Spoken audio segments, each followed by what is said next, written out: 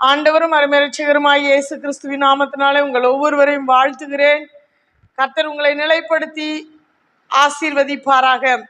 இந்த நாளிலும் நாம் தியானிக்கும்படி எடுத்துக்கொண்ட வேத பகுதி ஏசாயா தீர்க்கதரிசியின் புஸ்தகம் 44ஆம் அதிகாரம் 26ஆம் வசனம். நான் என் ஊழியக்காரரின் வார்த்தையை நிலைப்படுத்தி என் ஸ்தானாதிபதிகளின் ஆலோசனை நிறைவேற்றி குடியேறுவாய் என்று எருசலேமுக்கும் கட்டப்படுவீர்கள் என்று யூதாவின் பட்டணங்களுக்கும் சொல்லி அவைகளில் பாழானவைகளை எடுப்பிப்பவர், நான் ஆழத்தை நோக்கி வற்றிப்போ என்றும் உன் நதிகளை வெட்டாந்திரையாக்குவேன் என்று சொல்லுகிறவர் கோரேசை குறித்து, அவன் என் மேய்ப்பன், அவன் எருசலேமை நோக்கி கட்டப்படு என்றும் தேவாலயத்தை நோக்கி நீ அஸ்திபாரப்படு என்று சொல்லி எனக்கு பிரியமானதை எல்லாம் நிறைவேற்றுவான் என்று சொல்லுகிறவர் நான். பிரியமானவர்களே, இங்கே வாசிக்கிறதான வசனம் ஒருவேளை கோரேஸ் ராஜாவை குறித்து சொல்லப்பட்ட வார்த்தையா இருந்தாலும் கர்த்தர் இந்த நாளிலே நம்மோடு இடைப்படுகிறார். ஊழியக்காரர்களை கொண்டு கர்த்தர் நமக்கு சொன்ன வார்த்தைகளை அவர் நிலைப்படுத்தி நிறைவேற்றுவேன் என்று வாக்கு பண்ணுகிறார். எப்படி கோரேஸ் ராஜாவை குறித்து தீர்க்க தரிசனம் உரைக்கப்பட்டது, அதாவது கட்டப்படு என்று அஸ்திபாரப்படு என்று கோரேஸ் ராஜாவை குறித்து சொல்லப்பட்டபடியே அவர் எருசலேம் தேவாலயத்தை கட்டுவதற்கான காரியங்களை அங்கு செய்கிறதை நம் எஸ்ரா புஸ்தக நாம் வாசிக்க முடிகிறது. பிரியமானவர்களே, அதே போல தான் இந்த நாளிலும் கூட நம்முடைய வாழ்க்கையில ஊழியக்காரர்களை கொண்டு தீர்க்கதரிசிகளை கொண்டு கர்த்தர் என்ன வார்த்தைகளை சொன்னாரோ, என்ன தீர்க்க தரிசனமான வசனங்களை சொன்னாரோ அதை நம்முடைய வாழ்க்கையில கட்டாயம் நிறைவேற்றி முடிக்கிற ஒரு நல்ல தேவனாயிருக்கிறார். அவர் பொய் சொல்ல மனிதன் அல்ல, மனமாற மனுபுத்திரனும் அல்ல. அவர் சொல்லியும் செய்யாதிருக்கிற தெய்வம் அல்ல. அவர் வசனித்தும் நிறைவேற்றாதிருக்கிறவர் அல்ல. அவர் கட்டாயம் அவர் செய்து முடிக்கிற நல்ல தேவனாயிருக்கிறார். அவர் ஆபிரகாமுக்கு வாக்கு கொடுத்தார், அதை நிறைவேற்றினார். ஈசாக்கு யாக்கோபுக்கு வாக்கு கொடுத்தார், அதை நிறைவேற்றினார். நம்முடைய முற்பிதாக்கள், நம்முடைய பரிசுத்தவான்கள் யாருக்கெல்லாம் என்ன வாக்கு கொடுத்தாரோ அதையெல்லாம் கட்டாயம் அவர் நிறைவேற்றினார்.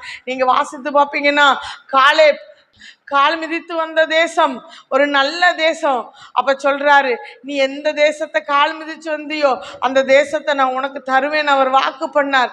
ஒருவேளை 45 ஆண்டு காலம் தாமதமானாலும் கூட அவருடைய வாழ்க்கையில அந்த வார்த்தையை கர்த்தர் நிறைவேற்றினார். பிரியமானவர்களே, ஆபிரகாமுடைய வாழ்க்கையில வாக்குத்தத்தம் நிறைவேற 25 ஆண்டு காலம் அவர் காத்திருந்தாலும் கூட அவர் வாக்குத்தத்தத்தை குறித்து பொய் சொல்லாமல் அதை நிறைவேற்றி முடிக்கிற நல்ல தேவனாய் இருந்தார். குறித்திருக்கிற ஒரு காலத்தை அவர் வைத்திருந்தார். பிரியமானவர்களே, யோசுவாவின் புஸ்தகம் 21ஆம் அதிகாரம் 45ஆம் வசனத்தில் இப்படி வாசிக்கிறோம். கர்த்தர் இஸ்ரவேல் குடும்பத்தாருக்கு சொல்லி இருந்த நல் வார்த்தைகளில் ஒரு வார்த்தையும் தவறி போகவில்லை, எல்லாம் நிறைவேறிச்சு.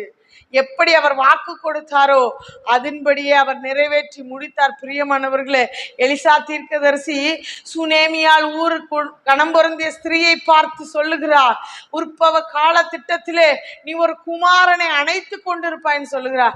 அதே போலவே அவளுக்கு ஒரு குமாரனை கர்த்தர் கொடுக்கிறார். பிரியமானவர்களே, இன்றைக்கு ஒருவேளை தாயின் கருவில இருக்கும்போது உங்கள் பெற்றோருக்கு கர்த்தர் கொடுத்த வாக்கு தத்தமா இருக்கலாம் உங்களை குறித்து, அல்லது நீங்க ரட்சிக்கப்பட்ட நாளிலே, அபிஷேகிக்கப்பட்ட நாளிலே, தேவ அழைப்பை பெற்றுக்கொண்ட நாளிலே கர்த்தர் உங்க வாழ்க்கையில ஊழியக்காரர்களை கொண்டு தீர்க்கதரிசிகளை கொண்டு தனிப்பட்ட விதத்திலே நீங்கள் செபிக்கிற பொழுது அவர் உங்களுக்கு வாக்கு பண்ணின ஒரு வார்த்தையை கூட அவர் நிறைவேற்றாமல் போவதற்கு அவர் அநீதியுள்ளவர் அல்ல.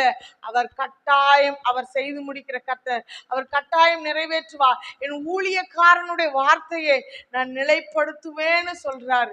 1 ராஜாக்கள் 17ஆம் அதிகாரம் 1ஆம் வசனத்தில் எப்படி வாசிக்கிறோம். கீலேயாத்தின் குடிகளிலே திஸ்பியனாகிய எலியா ஆகாபை நோக்கி, என் வாக்கின்படியே அன்றி இந்த வருஷங்களிலே பனியும் மழையும் பெய்யாதிருக்கும் என்று இஸ்ரவேலின் தேவனாகிய கர்த்தருக்கு முன்பாக நிற்கிற நான் அவருடைய ஜீவனை கொண்டு சொல்லுகிறேன் என்றான்.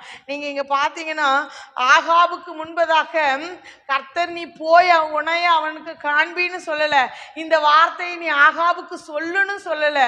ஆனா இங்க எலியா சொல்ற வார்த்தை பாருங்க, என் வாக்கின்படியே அன்றி மழையும் பனியும் பெய்யாது இருக்கும்.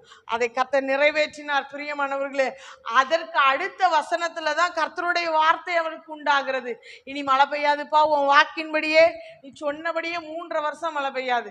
இந்த வருஷங்களிலேன்னு தான் அவர் சொல்றாரு ஒழிய இப்படி 3 வருஷம் மழை பெய்யாது பனி பெய்யாதுன்னு நாங்க சொல்லல. ஆனா கர்த்தர் சொல்றாரு, நீ சொன்னபடியே மழை பெய்யாது, நீ போய் நீ கேரி தாற்றங்கரையில ஒளித்து கொண்டு கர்த்தருடைய வார்த்தை அதுக்கப்புறம் தான் உண்டாகுது. ஊழியக்காரனின் வார்த்தையை அவர் நிலைப்படுத்துகிற கர்த்தர். இன்றைக்கும் ஒருவேளை வாக்குத்தத்தங்கள் தாமதமாகிறது, இதுவரையிலும் நான் கேட்டதான வார்த்தைகள் எல்லாம் வெறும் வார்த்தைகளாய் என்னுடைய டைரியில எழுதப்பட்டவைகளாகவே இருக்கிறதுன்னு சொல்லி நீங்க நினைக்கலாம். அவைகளில் ஒன்றும் தவறி போவதில்லை. ஏற்ற காலத்திலே கர்த்தர் அதை தீவிரமாய் நடப்பிக்கிற தேவனாய் இருக்கிறார். ஆபகுக் தீர்க்கதரிசியின் புஸ்தகம் 2ஆம் அதிகாரம் 3ஆம் வசனத்தில் இப்படி வாசிக்கிறோம், குறித்த காலத்துக்கு தரிசனம் இன்னும் வைக்கப்பட்டு இருக்கிறது, முடிவிலே அது விளங்கும், அது பொய் சொல்லாது, அது தாமதித்தாலும் அதற்கு காத்திரு, அது நிச்சயமாய் வரும் என்று வாசிக்கிறோம். பிரியமானவர்களே, ஒருவேளை நீங்க காத்திருந்து சோர்ந்து போயிருக்கலாம். ஆபிரகாமை குறித்து ரோமர் 4ஆம் அதிகாரத்திலே 17 முதல் 24 வசனங்களை நம்ம இப்படி வாசிக்கிறோம். அவன் விசுவாசத்திலே உறுதியாய் இருந்தது எங்க சொல்லப்பட்டிருக்கிறது. 21ஆம் வசனம் இப்படி சொல்லுகிறது, தேவன் வாக்குத்தத்தம் பண்ணினதை நிறைவேற்ற வல்லமையுள்ளவர் என்று முழு நிச்சயமாய் நம்பி விசுவாசத்திலே வல்லவனானான் என்று பார்க்கிறோம். எனவே பிரியமானவர்களே, நீங்க வாக்குத்தத்தம் பண்ணினதை, கர்த்தர் உங்களுக்கு வாக்குத்தத்தம் பண்ணினதை பெற வேண்டும். ஆனால் தேவ ஊழியக்காரர்கள் மூலமாய் உங்க வாழ்க்கையில நல் வார்த்தைகள் உங்க வாழ்க்கையில நிறைவேறணும்னு சொன்னா நீங்க கொஞ்ச நாள் காத்திருக்க வேண்டியது அவசியம். சாமுவேல் தீர்க்கின் புஸ்தகத்துல நம்ம இப்படி வாசிக்கிறோம், தேவனுடைய வார்த்தை அங்க இன்னும் அருளப்படவில்லை ஜனங்களுக்குள்ள. கர்த்தருடைய சத்தம் அங்க அபூர்வமா இருந்துச்சு. ஆனாலும் சின்ன சாமுவேலுக்கு தேவ சத்தம் வெளிப்பட்டது. ஏலியின் குமாரரை குறித்து சொல்லப்பட்ட வார்த்தைகள் அப்படியே நிறைவேறிற்று. எனவே பிரியமானவர்களே, இன்றைக்கும் கர்த்தர் உங்க வாழ்க்கையில சொன்ன ஒரு வார்த்தை, தீர்க்கதரிசிகளை கொண்டு சொன்ன ஒரு வார்த்தையை கூட அவர் தரையிலே விழவிடுவதில்லை. கட்டாயம் அவர் நிறைவேற்றுவார். நம்முடைய வாழ்க்கை அதற்கு பிரியமாயிருக்கும் பொழுது, அதாவது சாமுவேல் என்ன தீர்க்க தரிசனம் சொன்னாரோ அது நிறைவேறிட்டுன்னு சொன்னேன் இல்லையா? அப்ப ஏலியின் பிள்ளைகள் அதற்கு பாத்திரவான்களா இருந்தாங்க, அதனால நிறைவேறிச்சு. ஒருவேளை அவங்க தேவ சமூகத்துல விழுந்து மண்டாடி பாவரிக்கை செய்து அந்த பாவத்திலிருந்து வெளியே வந்திருப்பாங்கன்னா அவங்களை நிச்சயமாகவே ஆசாரியர்களாய் நிலைப்படுத்தி இருப்பார். ஆனா அவங்க அந்த பாவத்திலேயே மீண்டும் வாழ்ந்ததுனால அந்த வார்த்தை நிறைவேற்று. இதே போலதான் நாம் தேவனுக்கு பிரியமுள்ள வாழ்க்கை வாழும்போது அவர் ஊழியக்காரர்களை கொண்டு சொன்ன நல் வார்த்தைகளில ஒன்றும் தவறி போவாது. ஒரு போதகர் இப்படியாய் சொன்னார், சரியான மனிதன் சரியான நேரத்துல சரியான இடத்துல இருந்தா தேவன் சரியாய் குறித்த நேரத்திலே அவருடைய வாக்குத்தத்தத்தை அவர் நிறைவேற்றுவார். இன்னைக்கு நம்ம சரியான மனிதனாய் சரியான இடத்துல சரியான நேரத்துல நம்மை ஒப்பு கொடுப்போம்.